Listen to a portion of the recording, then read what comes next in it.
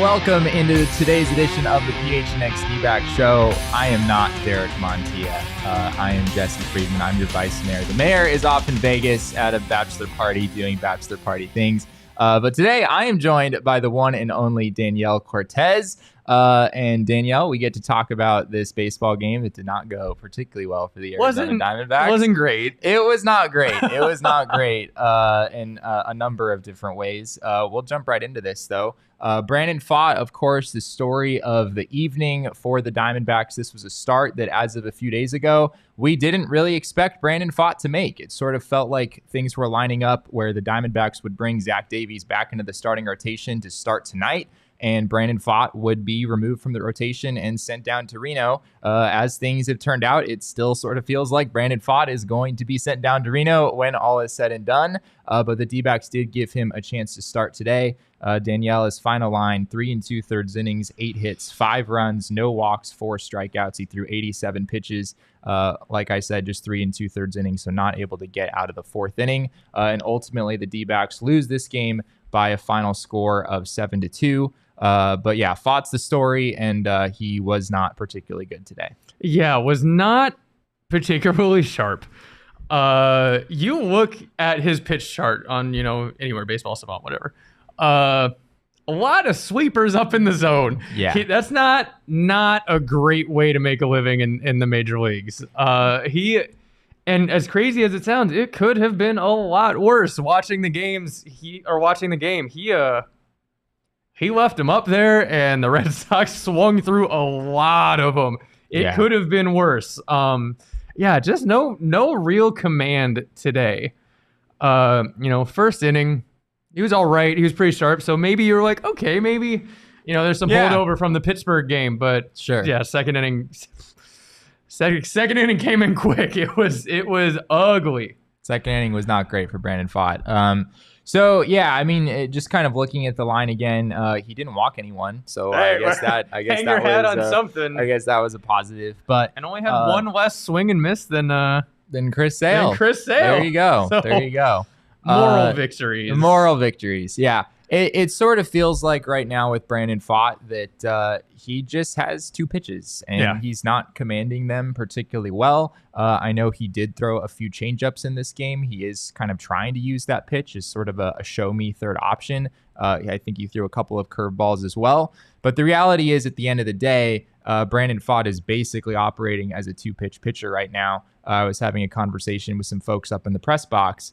If you're a major league starting pitcher trying to make a living with 2 pitches, that's a pretty hard thing to do. There are not many guys who have success doing that.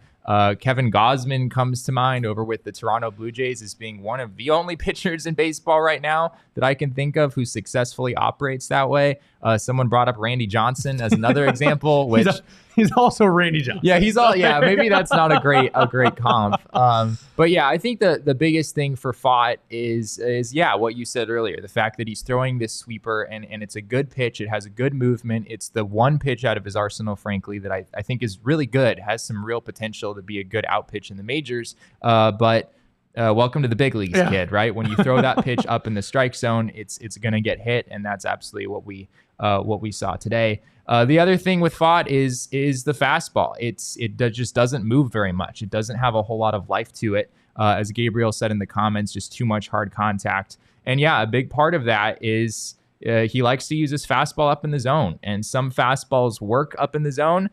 Brandon Pfaadt's fastball so far has not really worked up in the zone. Even when it's 94, 95, it still just doesn't have a whole lot of life, and opposing hitters are making him pay for it. Yeah, major league hitters are going to hit velocity no matter what. You see that even with the hardest throwers in the game, right? Aroldis Chapman had a stretch where he was giving up a lot of runs. Major league hitters just catch up to velocity. That's what they do. Yeah. That's why they're major league hitters. And it's not like Pfaadt is throwing like 98 miles an hour either. Yeah, he's throwing 93, 94. You're not going to blow away major league hitters with that. No. So, working up in the zone that works in the minors, you can do that. You can change eye levels in the minors. That's not going to fly in the majors. So, send him down. Hopefully he works on some things. Command a third pitch. Shoot man a second pitch. Yeah, honestly. Just an ugly game. He's not really commanding either of those pitches. I think if Pfaadt was commanding those two pitches well, I don't know if he'd be a great pitcher necessarily in the big leagues at this point. I don't really love the fastball shape quite enough to think that, but yeah, he'd probably be at least getting by and, a serviceable back end starter maybe if he was able to command those two pitches. He has not done that well at all so far. But yes, as we've been talking about, Brandon Pfaadt will very likely be sent down following this game. The D-backs have to make a roster move tomorrow because they are calling up Zach Davies to start on Saturday. So we've got a roster move around the corner, and it feels abundantly clear what that roster move is. Danielle, I feel like some D-backs fans might feel like they were fooled, like they were duped by all of the prospect evaluators who swore by Brandon Pfaadt and the fact that he was going to be the next big thing in this D-backs rotation. And frankly, I mean, we were having this conversation for a few months about how Brandon Pfaadt really belonged at the top of the list of these young starters that the D-backs had.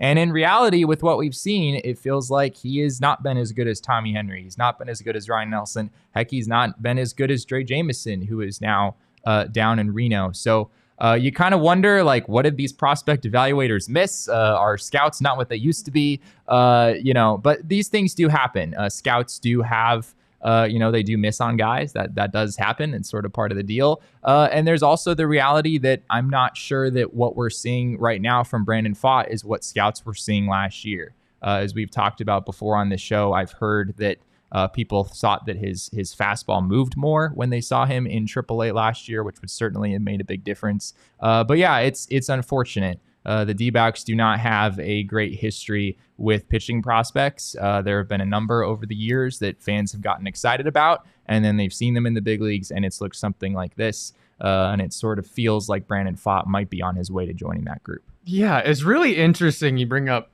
scouting evaluations. Yeah. You go to Arizona Fall League, whatever. You've been to a few Arizona Fall League games over the years. You see all these, super highly rated prospects, and the eye test is like, what are they seeing in this guy, right? I've seen that a couple of times with quite a few players. And I don't want it. We're take a step back. We're super early in this process, right? This is literally his fifth big league start. Yeah, we're not here like this Brandon Pfaadt's a bust. Like, no, let's give him some time. But right now, you're not seeing the stuff that you were told that he has, right? Yeah. This live fastball. I always had a coach who would say, like, you get outs with movement. Like, anybody can hit velocity. You get outs with movement. And so this live fastball, you see it. He doesn't have the velocity. Where'd it go? So, give him more time. I think this is definitely a case of overhyping a prospect and maybe placing expectations a little too high. It's just, scouting's an imperfect science, right? There are guys who slip through the cracks. That's just how it does. That's how it happens. So yeah, give it time. But right now, it's not looking too great. Yeah, it's not looking too great, to say the least. So yeah, Brandon Pfaadt, we expect, will probably be sent down following tonight's game. As unfortunate as that is, you're absolutely right. It's still pretty early to be calling Brandon Pfaadt a bust, or really anything at this point. Yeah, I mean, he's just a young pitcher, man. This is gonna happen. Yeah, 5 major league starts is really just not much of a sample size at all. And yeah, if he stops throwing sweepers middle up, then he would do himself a lot of good, right? Like, these numbers could change in a hurry, even if we still have some questions about the arsenal and the long term. The changeup is a pitch in particular that I thought was a little bit better. It sort of seemed like, from what I've heard from people and seen from the footage in the minors, that it was a little bit better. That pitch just hasn't really been for him in the big leagues. But yeah, the D-backs have done this up and down thing quite a bit lately with a number of players, right? Jake McCarthy was sent down and has more plate appearances in Reno this year than he does with the Diamondbacks. We're going to talk about that whole situation a little bit later in the show. It's not always a nice, smooth, linear process when these guys come up to the big league. Sometimes you have to go back down and figure things out, and the D-backs certainly have not been shy about doing that. Getting away from Brandon Pfaadt for a second, Chris Sale was not outstanding in this game. He did leave the door open a couple of times for the D-backs to break through. Story of the last couple games. Yeah, man. The hitting with runners in scoring position continues to be an issue. I believe the D-backs were 1 for 8, although that might have changed in the last couple ABs of the game. Not great regardless. Just continues to be a struggle for this team. Sale's final line, 5 innings, 4 hits, 1 run, 1 walk, 3 strikeouts. His ERA coming into this game was a little deceiving. It was over 5. But in his last 4 starts entering this game, Sale was 3-0 and had allowed only 7 runs in 27 1/3 innings with 3 walks and 32 strikeouts. So he has very much been on a roll lately. And honestly, this might be the worst start that he's had in quite a while. But once again, the D-backs offense just continues to struggle in some of those situations where they really should be coming through. Yeah, just a real lack of situational hitting. Yeah, right now is really been the story of particularly last game against the Phillies, but today as well. Just not moving runners over. They had this issue at the beginning of the season. The Dodgers series, they're trying to hit 5-run home runs every time. It looks like, right. and not playing the type of baseball we're used to the D-backs playing. So. Been an issue concerning. I wouldn't say it's concerning. I mean, they hit like over 300 with runners in scoring position in April when all is said and done. You're not going to do that for a whole season. Yeah, and this is just kind of what the D-backs are going to be this season.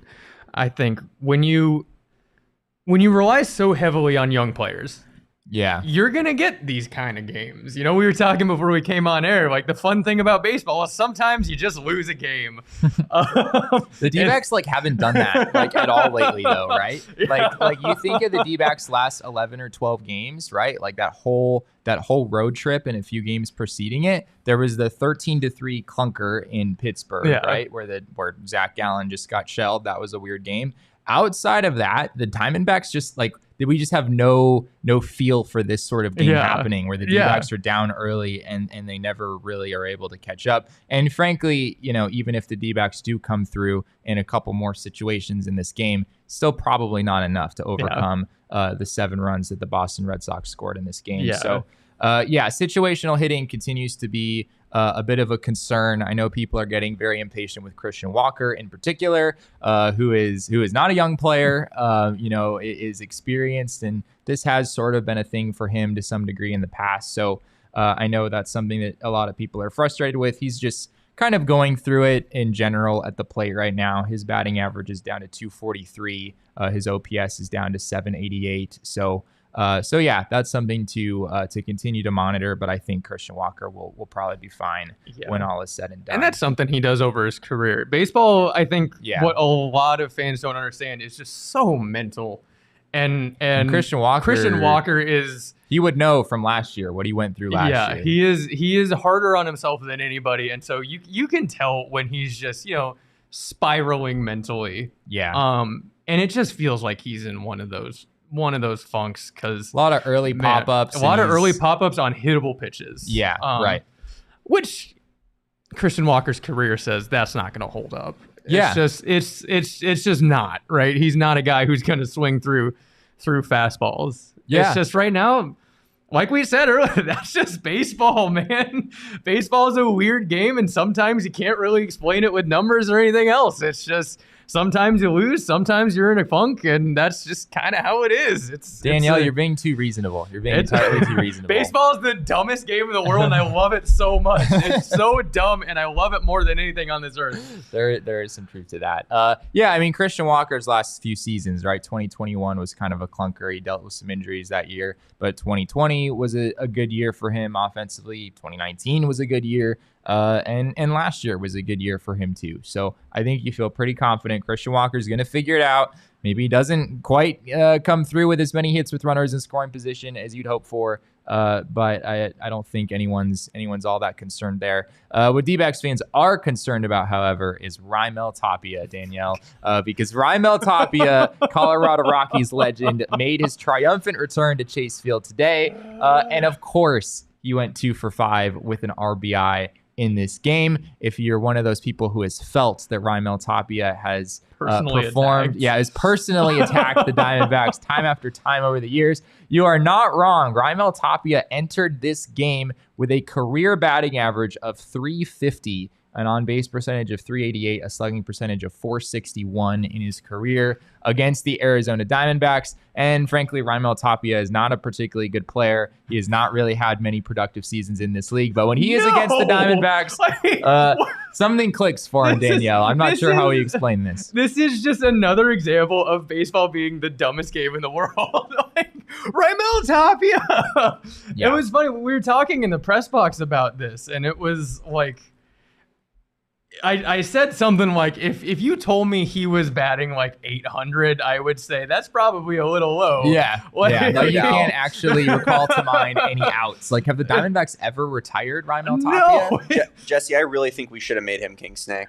He is the King Snake. We probably should have. He owns us. Yeah, I mean, no Diamondbacks player really performed all that well today. It's just ridiculous. 350. I have his. Listen, I've been up since 5 a.m. We've both been up entirely too long and worked too long today. I have so many tabs open. I'm trying, guys. We grind for you guys. Hey, those pictures that you saw of the golf tournament. Hey, no.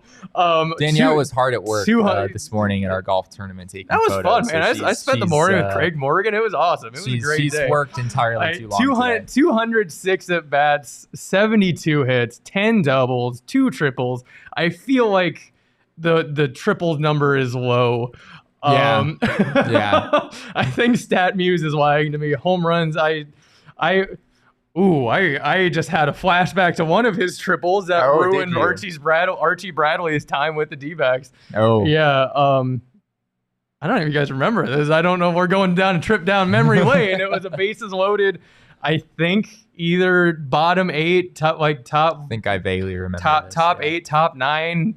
Archie was rolling, and then all of a sudden, boom, triple, and he was never the same. Danielle will never forget that. Sounds like she stays up at night thinking about that triple. I'm pretty sure she does. The amount of sleep I have lost over this team is ridiculous. And Raimel Tapia in particular. It is so painful. This is completely off topic, but there was a stretch last year where I was working 2 straight months where I didn't see a single D-backs win.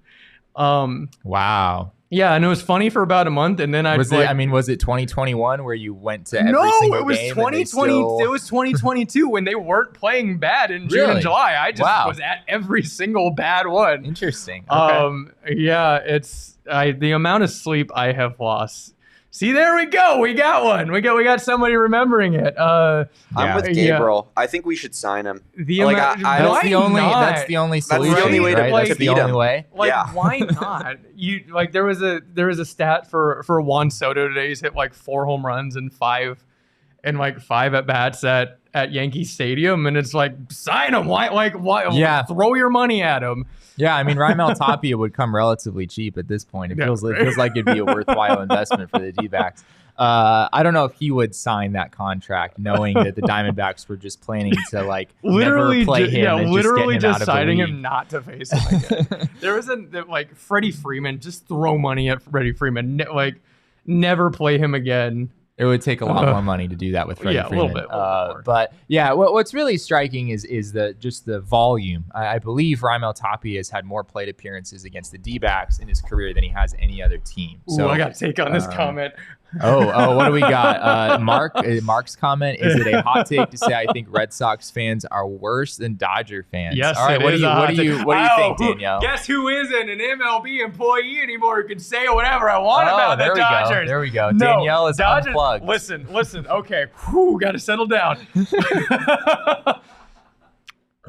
There is only one team in Major League Baseball that I have to have a security escort for. Oh, it's the Dodgers. And that is the Los Angeles Dodgers. Right. I am fighting myself not to say the things I would like to say, but I do not have anything good to say about the Dodgers. Their organization, the players, their front office, We're just throwing the whole thing under the bus. We'll talk about it. The guy who takes your money in the parking lot outside of the stadium. The popcorn guy. I have had nothing but bad experiences with the law. I am shaking right now. I am so fired up about this. Y'all woke me up, baby. To be fair, you've spent a fair amount of time at Dodger Stadium. I'm gonna guess you haven't spent quite as much time as Fenway Park. Like maybe you have a little more experience with the Dodgers organization. I will say I have never been to Fenway Park. Right, so this isn't but quite I an also know I comparison. don't have to have a security escort because their fans are incredibly aggressive and transphobic. So yeah, there's only one team in the majors that in my home ballpark that I have to have that I have to have a security escort. Yeah, boy, I'm shaking. Dodgers get me fired up. Yeah. They get a lot of Diamondbacks fans fired up. Screw the Dodgers. Somehow we're here talking about the Dodgers when the Diamondbacks definitely played the Red Sox tonight. Anyway, yeah, there were a decent number of Red Sox fans at Chase Field. As suspected, the Red Sox haven't been here since 2019, I believe. So been a few years since the Red Sox have been in town. Announced attendance tonight was about 25,000. Which I thought was low. It felt like more. Yeah, it was pretty decently packed full. I don't know, maybe 50-50 D-backs and Red Sox fans. Danielle, what would you put we talked about it was tough to tell because they kind of blend in. They do kind of blend in. That's fair. Red Sox fans were considerably louder. Personally, I thought there were more D-backs fans. Okay. But the Red Sox fans were loud. Yeah, the Red Sox fans were definitely loud. We had they had a lot to be loud about. It's not like the D-backs had anything. Like the one time, Gurriel's triple got the crowd going. Those D-backs were pretty loud. That's kind of when I realized it was a majority D-backs crowd. But yeah, that's fair. We do have a king snake to name, even though you could make the case that no one on the D-backs really deserves it after this game. But Lourdes Gurriel Jr. is our king snake, mostly because he continued his hitting streak, which is now at 17 games. It is the longest active hitting streak in all of baseball right now. 1 for 4 with a triple that you just talked about, an RBI. Of course, Lourdes Gurriel had that triple with nobody out in the inning. He was at third base with nobody out. The Diamondbacks were unable to bring him home, as we discussed earlier. That just sort of continues a recent trend. But Lourdes Gurriel does continue to be on an utter tear, is still very much in... I haven't looked at the numbers in a couple days, but I want to say he's maybe the front runner for the National League Player of the Month award. He and Ronald Acuna Jr. are probably very close in that. I'll have to take another look. But he has had an outstanding month of May and continues to be a huge part of this Diamondbacks team. Non-coincidentally, ever since Derek dyed his hair purple. We all know that is what unlocked this whole thing. But Danielle, any thoughts on what you've seen from Lourdes Gurriel this season? Man, when you're hot, you're hot. He is on a tear, and he's just fun to watch. When you go up, he's one of those guys that he goes up and you expect him to get a hit. You expect him to barrel up a ball, and it's fun. It's fun when you're on one of those tears. So he's fun to watch, man. Yeah. He's definitely, D-backs have team MVP. It's him so far for sure. Well, Corbin Carroll is maybe up there in the mix. Oh man. I don't know, man. Overall, Lourdes Gurriel has better offensive numbers, but Corbin Carroll steals bases and does other things. Yeah, he's just such a fun player, man. I love him. He's watching his brother play, from a distance, he's like, oh man, Yuli's always barreling a ball. You expect him to just hit it 400 feet every time. Not quite the player and he he's used not to be at this point. But you're kind of getting that same vibe with Lourdes right now. Lourdes always has had, he's kind of a bigger guy. He's like 6'4". He is not a small man. Lourdes is, he is a very large man. And last season he wasn't really able to tap into much power. This season he's really turned that around. And I agree with Elise's comment there. There's definite lack of energy today. Yeah, it really was. And I don't know if that's long road trip, off day is kind of hard to get back into it, or if just the nature of the game. It was 3-0 in the second inning. Chris Sale was dialed in. This lineup, you're missing your energy guys, other than Jake McCarthy's back. He's an energy guy, but you're missing I am not going to do that, Gabriel. We're doing this is Jesse's part of the hair. Yeah. Of the hair. So Derek, every month, Derek dyes every his month. hair purple. Now I have to shave my head. Do I have to do something for June? Yes, I think you're next, Danielle. Absolutely. Anyway, speaking of your next, you all need to download the BetMGM sportsbook app. We have teamed up with BetMGM this season. We'll be using BetMGM lines to make all our picks, and we'll have special offers for our listeners each week. You also have probably heard about our Knockout Nights Cornhole League, which is the first Friday of every month from May through August. So that would be coming up, I believe, next Friday, a week from today. There's food and beverage specials, giveaways, BetMGM prizes. We also have shows broadcast live on site before. So be sure to join us next Friday if you're around, if you're available, and if you're good at cornhole, which I personally am not. Danielle, I have a feeling you're exceptional at cornhole. Is that a fair assessment? I'm all right. I'm all right. I'm more of a ping pong person, but okay. All right. Yeah, I've seen that. If you haven't signed up for BetMGM yet, use bonus code PHNX. There's a few different offers depending on where you live. But for our Arizona audience, you will get up to $100 in bonus bets on your first wager with BetMGM. Again, make sure you use bonus code PHNX. Check out the show notes for details. And now listen to Shane talk about the disclaimer. Disclaimer, 21 plus to wager. Visit BetMGM.com for terms and conditions. U.S. promotional offers not available in Washington, D.C., Mississippi, Nevada, New York, and Ontario. Gambling problem? Call 1-800-GAMBLER. Colorado, D.C., Illinois, Indiana, Louisiana, Maryland, Mississippi, New Jersey, Ohio, Pennsylvania, Tennessee, Virginia, West Virginia, Wyoming. Call 877-8-HOPE-NY or text HOPE-NY 467-369, New York. Call 1-800-NEXT-STEP, Arizona. 1-800-522-4700, Kansas, Nevada. 1-800-327-5050, Massachusetts. 1-800-BETS-OFF, Iowa. 1-800-270-7117 for confidential help, Michigan. So one person tells me I need to shave my head to unlock Christian Walker, and then Mark says I need to grow out my hair in order to unlock Jake McCarthy. I don't Who do you think is more important? Who do you like better? Oh man. Now we're going there. Before we go on, I do need to tell you all about Pins and Aces, which we had our Keeping It 100 Golf Classic this morning, which was a raging success. Danielle was out there and took entirely too many photos, which we appreciate Danielle for doing that. But Pins and Aces is the official golf apparel partner of PHNX and ALLCITY. Also, be sure to check out the Big Drive Energy wherever you get your podcasts. They have a pretty cool thing going on over there. We love all of our Pins and Aces gear. We all have a number of things around the office. People got our incredible Phoenix shirt today out at the golf course, which was absolutely incredible. We're all a little bit skeptical of Phoenix, who's like our little mascot thing, but he does look really good on a shirt. And Pins and Aces helped us pull that off extraordinarily well.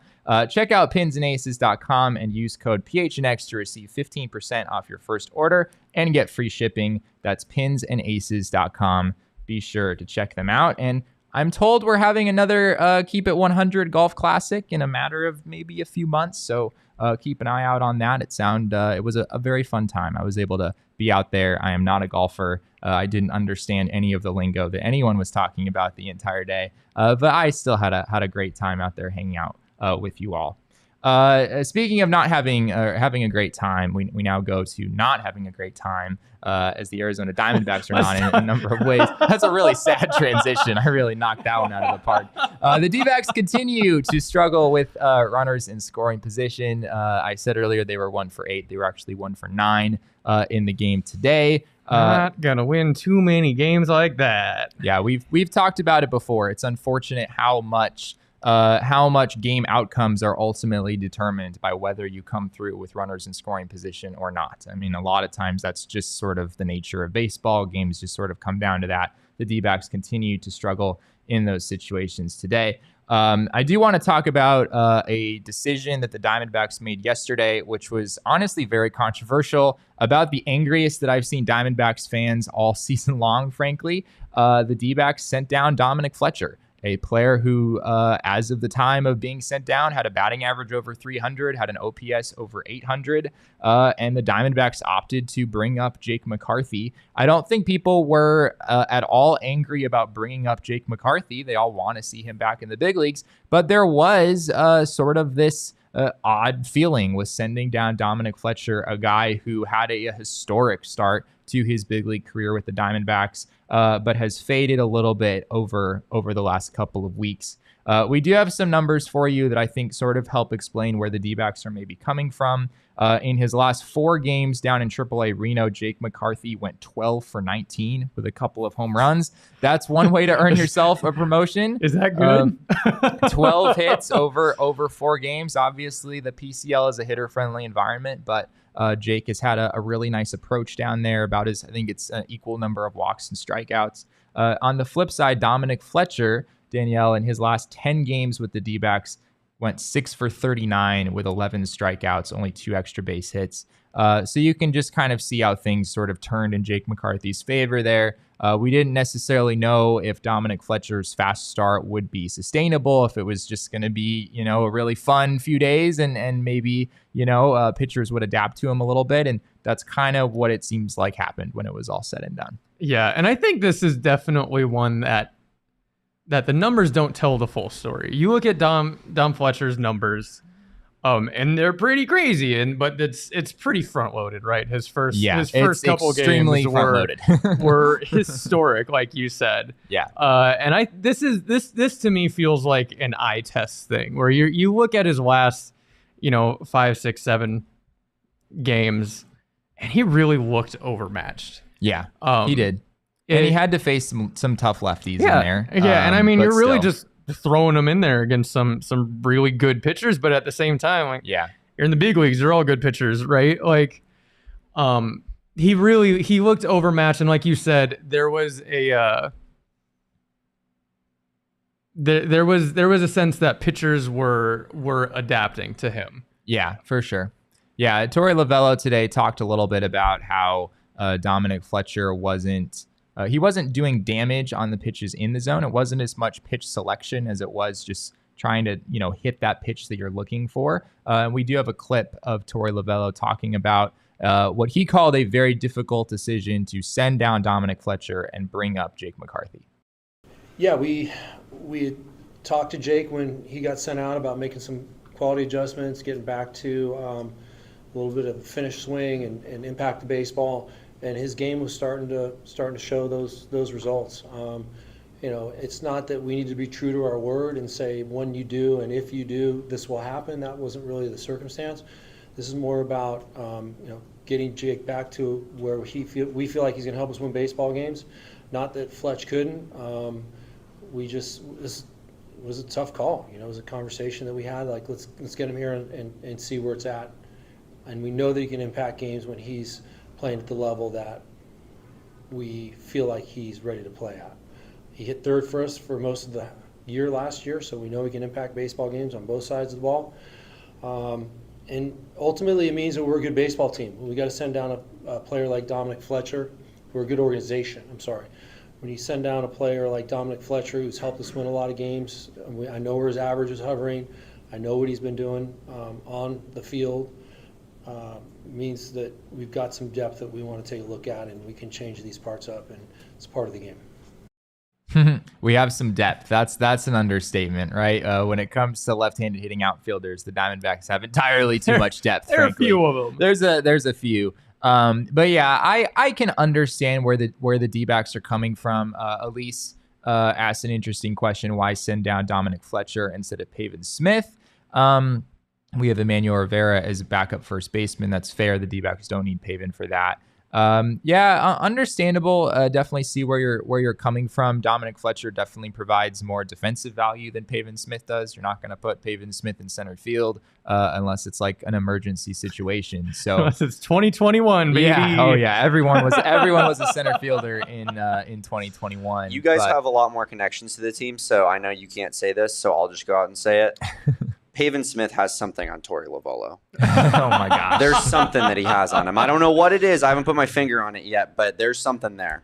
The Diamondbacks definitely like Pavin Smith. I think Mike Hazen likes Pavin Smith. He talked during the winter meetings about just that he thinks he can really hit. D-backs think there's some untapped potential there offensively. And you do sort of see it in spurts. Like Pavin Smith does have pretty good at bats most of the time. He has a really good understanding of the strike zone.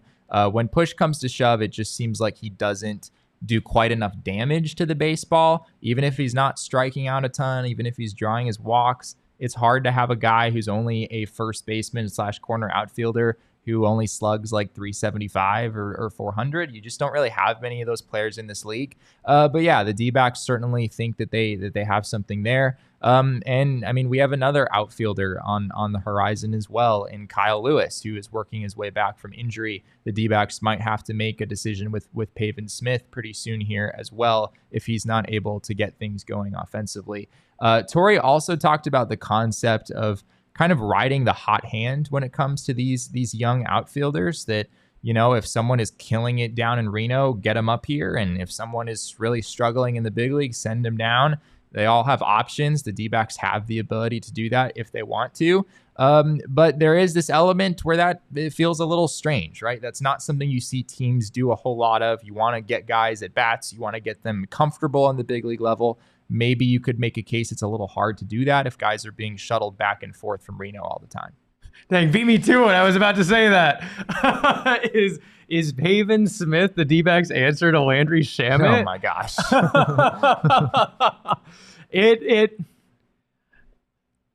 I think Pavin Smith has been better in 2023 than Landry Shamet was in the playoffs for the Suns, or in the entire season. Like, Landry Shamet was one of the worst players in all of the NBA as far as I'm concerned. Pavin Smith, not great, but he's walked a decent amount. I think he's at least been reasonably productive. But there is, I do understand the connection. I mean, it's felt like the Suns were playing Landry Shamet for no reason, and I know some people kind of feel that way about Pavin Smith right now. And this, again, I don't want to keep repeating myself, but I feel like this is another eye test thing, not for me, but for the front office and the coaching staff, right? Sure. You look at Pavin Smith, and you see the guy that you drafted in the first round, right? 7th overall. Yeah. You see the potential there, and you just kind of throw him out there and hope something happens. At some point, you just gotta understand that ain't happening. Yeah. Yeah. So, I mean, he's a former first round pick, but it was like 5 years ago now, and the Diamondbacks clearly have not let go that Pavin Smith is not going to be the player that they want him to be. And frankly, the draft that Pavin Smith was part of, I believe 2018, was not a very strong draft. So it wasn't like, oh, there's these 15 other players, 2017, thank you, that Pavin Smith should have, or that the D-backs should have taken instead of him. It was a, you know, you could definitely cherry pick a couple of them. Yeah, it's not AJ Pollock and yeah, we looked it up, and there was like legit like 4 players that might be better than Pavin Smith in the whole like first 2 rounds. Trevor Rogers is in there. I believe that's also the year the D-backs took Dalton Varsho. He's one of the best players. Mackenzie Gore. Yeah, Hunter Green. Hunter Green had an outstanding game, by the way, today. Joe Adell. Joe Adell. I mean, Joe Adell, he feels like a quadruple A-er to me. But yeah. Joe Adell is pretty weak draft, huh? It really was. So, Stuart Fairchild, former D-back great. Former D-back great. There you go. So I don't know. I don't really. It wasn't necessarily a terrible draft pick, but it does feel like the D-backs have other options that are better. And Pavin Smith did have a really strong start to the year, so you understand why they've kept him in the big leagues for a while, even though some of those numbers have faded down the stretch. Of course, there's also another outfielder in Reno who's really killing it right now, who also happens to bat left-handed, and that's Dominic Canzone, who now has an OPS over 1,000, and his strikeout rate and walk rate are both excellent. He's hit quite a few ground balls down there, which is a little odd, but overall the numbers look really good for Canzone. As far as Jake McCarthy is concerned, we talked to him in the clubhouse before the game today. Looking back on just kind of where he's been this season and what he was trying to work on, he talked a lot about just trying to kind of slow things down at the plate, that he was getting a little bit antsy early in the season, that he just didn't really have the approach that he was hoping to have, just kind of trying to get in there and wait for his pitch and do damage on that pitch, rather than having a bunch of defensive swings, which is kind of what it felt like he was doing at the beginning of the season. McCarthy did not have a hit in his first game in the lineup, but granted, Danielle, Chris Sale is not exactly a a soft landing if you're a left-handed hitter. Yeah. Get called up that day. Hey, one of the best lefties of a generation. Go get him, kid. Yeah, that's rough. Tough at bat. And you said it. He looked to be in his own head for sure. There was a lot of I don't want to say pressure, but it kind of was a little bit of pressure, especially after the D-backs dealt David Peralta. Yeah. That this was the new guy. He was going to be the new energy guy. He's the new next David Peralta. And it looked like he kind of got in his own head earlier this season. He was definitely rushing at the plate, rushing in the field. Rushing today, he had a throw that maybe cost the D-backs an early run, but in the grand scheme of things, it wouldn't have mattered, right? No. So getting him comfortable, I think, is the biggest thing, because at the end of the day, you want Jake McCarthy on your team. Jake McCarthy is the guy who's going to win you baseball games. He did earlier in the season with his drag bunt. Yeah, that's true. He does the little things that win good baseball teams games. So getting him right was always the end goal. So yeah, who they sent down was kind of. I don't want to say it. I don't want to say it's irrelevant, but it kind of is, because at some point Kyle Lewis is going to get called back up. He's going to be back up. So you're going to lose Dom Fletcher. You're going to lose Pavin Smith. It's just kind of, in what order do you lose them? Yeah, that's fair. Yeah, and to I forgot who it was. I can't find it, but Dalton Varsho, 214. Oh yeah, someone wanted 7 to know. home runs. 214, 653 OPS. Not great. There's your daily Dalton Varsho update. Not great. Everyone always needs that. If Pavin gets sent down, I do think that Emmanuel Rivera would probably be the backup first baseman. They could get by there. It is tough. The D-backs just have too many left-handed hitting outfielders, as we've been saying for a while. And come the trade deadline, that could be an asset for them. It's honestly funny. The D-backs traded away. Get a starter. Yeah. Oh yeah, we're gonna have those conversations. But yeah, I mean, you traded away Dalton Varsho, but you did also bring back an outfielder. I mean, Lourdes Gurriel's been an everyday outfielder for the D-backs, so you didn't a right-handed outfielder. Yeah, a right-handed hitting outfielder, which is helpful, but still an outfielder. Forgot those existed. Yeah, right. Yeah, it didn't exactly help unclog the depth chart as far as outfielders are concerned, though. We did also talk to Jake McCarthy about his chess game, which we haven't talked about enough on this show. Almost every time that we go into the clubhouse before a night game, there are D-backs players playing very heavily competitive chess matches in the clubhouse every day, which is hilarious. They're incredibly competitive.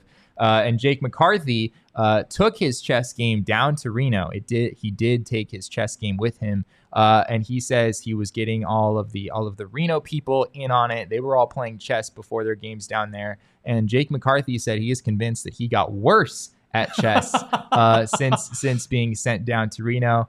He said I don't think he taught Dominic Canzone how to play. I assume Dominic Canzone already knew how to play, but I don't think Canzone had played much. And apparently Canzone was just flat out beating Jake McCarthy over and over again. Jesse, you strike me as a big chess guy. I'm not. I'm really? Absolutely not. Yeah, people are like, "Oh, you're a math guy." Like, you'd be. Yeah, you. Danielle, you'd don't be you think Jesse could be in child chess competitions that his parents signed him up playing for? 5 games. No. He's beating adults. The speed game. No, definitely. you got the wrong person. I had friends like that growing up, but I was not one of them. I'm actually pretty good at chess. That doesn't surprise me. You're just competitive and I good at have basically everything. So many worthless talents.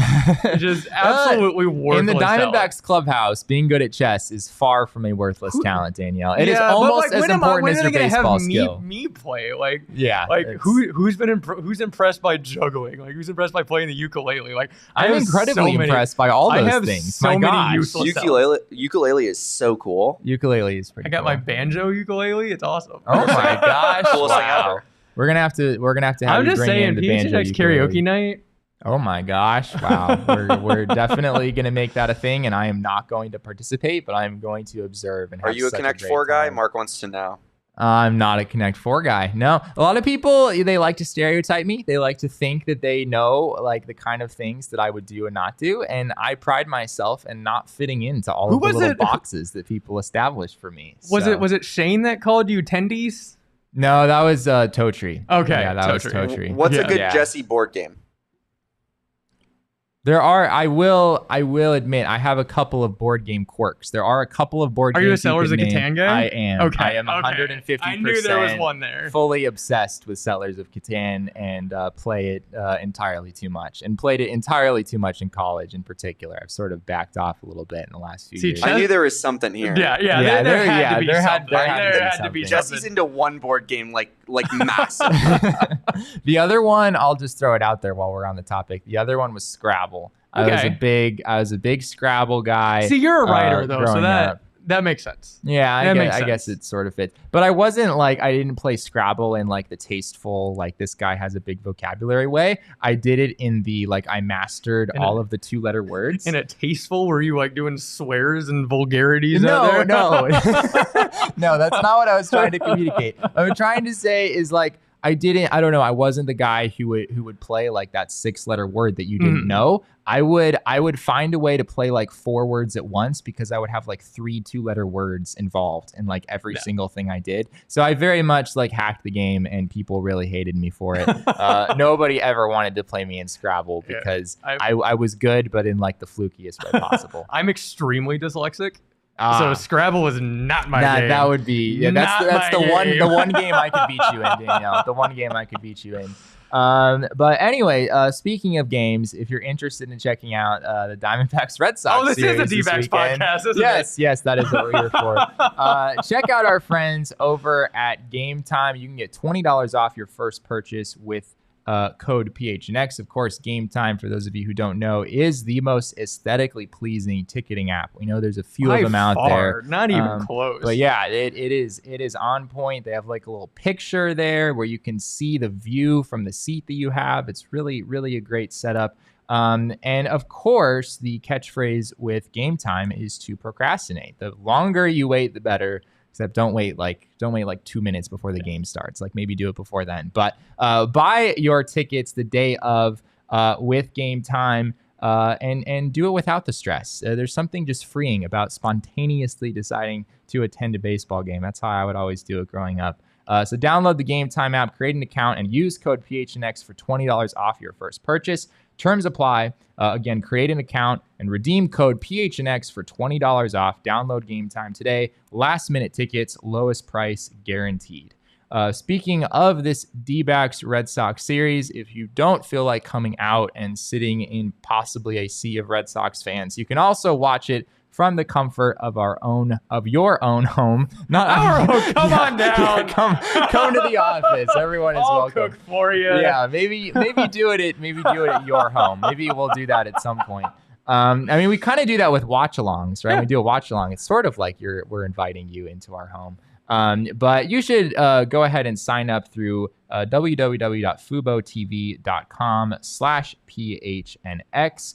You get 140 plus live channels of sports, shows, movies, and news. You can stream live TV from any device. You can watch the most Arizona sports for the lowest price. Of course, you can watch the Arizona Diamondbacks with Fubo TV. Use the link in the description to sign up for 15% off your first month of Fubo Pro. All right, we got a few more things to get to here, Danielle. We're going to rein it back in. We're going to become a D-backs podcast again. A D-backs / dental podcast, actually, because we are going to talk about Gabby Moreno not being in the lineup today because he had a root canal, which sounds like a miserable procedure, something that fortunately I have never had to deal with personally. But Danielle did a little Google search earlier in the evening. Yeah, you made the most squeamish one among us, dude. Yeah. So what did you find out, Danielle? I didn't know. I probably should have known this, but I didn't really know what a root canal is. An infection of the inner tooth, and I closed the tab, and I'm gonna have to open it up again. I'm just gonna hope I don't come across a picture. We need the nitty gritty. Here we details. go from the I'm not even gonna. I've been up so long. I'm not going to try and say that word. A root canal treatment is a dental procedure to remove inflamed or infected pulp on the inside of the tooth. Huh. Not a whole lot of fun. I know my mom has had one. Really? Yeah. Yeah. Brush your teeth, kids. That's about Brush all your I know teeth. about it. Yeah, it does not sound fun at all. And it sounds preventable if you have good dental hygiene. Yeah, brush your teeth. Apparently Gabby Moreno's dental hygiene needs a little bit of a boost. So, Gabby Moreno was not in the lineup today. He was getting his tooth drilled into earlier today and gotten it bad. And so, that's a gamer. I guess the local anesthetic wore off. Fortunately, he was still able to get out there. But yeah, I did think it was a little odd when the lineup was first released with a lefty on the mound. Gabby also sat out on Wednesday, which of course is something that a lot of people were freaking out about when the D-backs lost that game. But yeah, I figured there was something there. And sure enough, we found out from Torey Lovullo that Gabby Moreno had a root canal. And he probably could have started, but Torey said he made the decision to bring him in off the bench. We've had some fun scratches this year. We had Lourdes getting his citizenship. That's true. Yeah, it's a real mystery. We got Gabby getting a root canal. You never know what's gonna. Show up to the old ballpark. You never know what's gonna happen. There was also, in spring training, there was a mysterious day where Corbin Carroll was scratched from the lineup. And we found out after he got the extension. That was because he was getting a physical before signing an extension. So, apparently lineup scratches we should be paying quite a bit of attention to. You never know. Trade deadline's going to be fun. Did he get pulled because because he was traded? Because he got traded? Or did he have a tummy ache? Or did he have to go to the orthodontist? I don't know. We do have some non-dental injury updates. This is pertaining to a few players who have been out for a while, not necessarily started the year with the team. A couple of these guys we haven't seen at all this season, but Kyle Lewis did start with the team.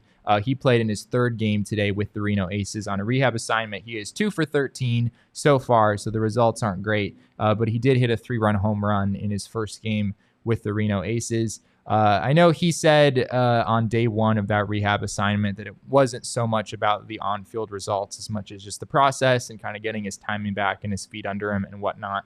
He's DH'd in 2 of those games. He did play a little bit of left field in Wednesday's game, I believe. So the D-backs are trying to get him some time in the outfield as well. So we don't really have a timetable on that. I believe the Major League Baseball limit for rehab assignments is 20 days. So they can't last for forever. The D-backs will have to make a decision with Kyle Lewis, potentially bring him back up to the big leagues within the next couple of weeks. Carson Kelly has been out with a fractured ulna, of course, has missed the entire season so far. He had 5 at-bats yesterday in an extended spring training game. Torey Lovullo told us before the game he didn't have any updates. He didn't know how those 5 at-bats went, but everything seems to be progressing well there. Don't really have a firm timetable with Carson Kelly yet. I don't believe he has got back behind the plate yet in a game, and I'm sure he'll be sent out on a rehab assignment as well. So still looking at probably a few weeks away for Carson Kelly. Last one is Joe Mantiply, working back from a hamstring issue suffered while warming up in the bullpen a couple of weeks ago.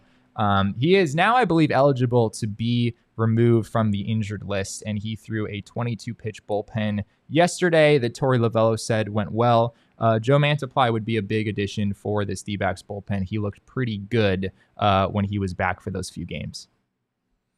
Yeah, extended spring training. It is not Major League Baseball. Yeah, that's fair. So Carson Kelly's a while off. Yeah. That's kind of the first step. You get people in games, get them to see live hitting again in extended spring training, and then you send them out on. It'll be interesting to see how they manage the roster. We talked about this quite a bit already, but there was a lot of good decisions to be made here. It's been a long time since there's been too much talent on the roster. Yeah. So silver lining. This is the product of a good baseball team, kind of like Torey said with Fletcher. Yeah, having to make hard decisions is hard, but it is also a sign that your organization is kind of doing what it's supposed to do. Yeah, we're not that revolving door we were in 2021. Yeah, and that's the thing with Brandon Pfaadt too, is like you're gonna send him down, But the good news is you have someone, right? You have Zach Davies to step in right now. You have Dre Jameson down there. Yeah, you're not getting Chris Medlin. Yeah, right. You're not just giving the ball to some guy that is pretty clear just doesn't really have like a long-term future in the big leagues. I'm not gonna attach any names to that comment, but yeah, Dallas Keuchel was not great for this team last year. So there's definitely a lot more depth out there in the rotation. And there are more names in Reno, right? Bryce Jarvis, Slade Ciccone, Blake Walston. Those are guys we haven't even seen in the big leagues yet, and they're right at the doorstep. Good problem to have. Good problem to have. Before we go, we want to tell you about the probables here for the rest of the series. The D-backs have 2 more games, of course, this weekend against the Boston Red Sox. These games probably line up a little bit more favorably than tonight's game. I know Chris Sale had a bad ERA, but he has really been on fire lately. Obviously, Brandon Pfaadt has struggled. This was not. If you were going to pick a game that the D-backs should win in the series, this game was probably not that one. But these two line up fairly well for the D-backs. It's Garrett Whitlock against Zach Davies, making his triumphant return from the oblique strain tomorrow. And then Tanner Houck of the Boston Red Sox goes on Sunday against Merrill Kelly. You still feel like you have a chance to win this series with these pitching matchups. Yep. You never know what you're going to get out of Davies. Yeah, that's fair. You had one good start against the Dodgers and then one very bad start against the Dodgers. You definitely, I'm not going to put words in anybody's mouth. For me, I feel better about Zach Davies this year than I did last year for sure. Do I have numbers to back that up? Absolutely not. I just kind of feel better about it. He did add a 4-seam fastball, which was kind of interesting. So, if you're looking at the numbers and going by feel, you're probably not going to win this game right today. But you still feel pretty good about winning the series, like you said. Zach Davies, he's a veteran. You never know. He could give you that start that he had in Cincinnati last year. He could give you a blow-up start. Who knows? Yeah. That's the fun of baseball. But you feel good anytime Merrill Kelly's going up. Yeah. So still feeling good. It's baseball. We play another game tomorrow, baby. Terrible game. Wipe it from the memory and go at it tomorrow. There you go. Yeah. I think in some ways for fans, it might even be freeing to have a loss like this where you didn't have a 5-0 lead in the 6th inning and then you lose the game 6-5. Yeah, like I said earlier, that happened recently or anything. But. This is just baseball. Sometimes you lose a game, man. Sometimes it happens, and today it just kind of felt like it. Yeah. So go get him tomorrow. We did have the return of the Kiss Cam, which I apparently Danielle we found out this wasn't the first time it came back. Apparently it came back at some point last week, maybe even before that. I don't know. But it sort of felt like COVID might have killed the Kiss Cam in the long term. And you could make a case that maybe it should have, but the Kiss Cam is indeed back. So however people feel about that, I don't know. It's so cringy. It is pretty cringy. It's just so cringy. My favorite Kiss Cam there was a couple years ago, back before they killed it. And it's couple they put up there, and the girl very clearly mouthed, "He's my brother." Oh, yeah, that's always very awkward. Yeah, it's just such a painful, why? Because the camera people have to make guesses and assumptions. It's 2023. Let's just do the Simba Cam every time. Make every day bark at the park. Yeah, do a Simba Cam with your little dog. Yeah. We don't Simba Cam is crazy. It's great, but it's better when it's with dogs. Oh yeah, if you're doing it with the kid, whatever. Yeah, I've seen a million. Give me the dogs. Simba Cam with the dogs. That is the best. Undoubtedly just some horrified dog who just has all 4 feet dangling in the air, staring off like I'm about to die right now. I have no idea what's going on. That's the best. Dogs are the best. But yeah, so for all you siblings who plan on attending a Diamondbacks make sure you in your sit future, really you far just be away warned. from Be each other. warned. Yeah. You heard it here first. You all, if you need to fill up on some gasoline, or you just need a Polar Pop to bring you some ice cold refreshment, you should absolutely check out our friends over at Circle K. They had an incredible deal yesterday from 4 to 7 p.m. Like, all of the Circle K's in the Valley had 40 cents off their gas, which I don't understand how they made that possible, but I definitely took advantage of it. So we love our friends over at Circle K. If you do go to a Circle K, you also might be lucky enough to see one of your favorite PHNX show hosts invite you inside to go get a Polar Pop. I had a traumatic experience yesterday, Danielle, when Derek popped up on the screen for the first time. I literally just left the office. We'd said our goodbyes, and then he's on the screen telling me to go inside and get a Polar Pop.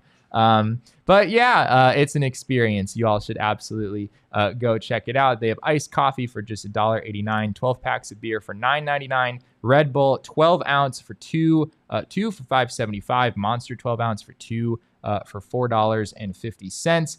All sorts of incredible deals to be had over at Circle K. In addition to having what I found to be the cheapest gasoline in the Valley, we love our Circle K over here on 7th Street in Roosevelt, which always seems to have the cheapest gas in the neighborhood.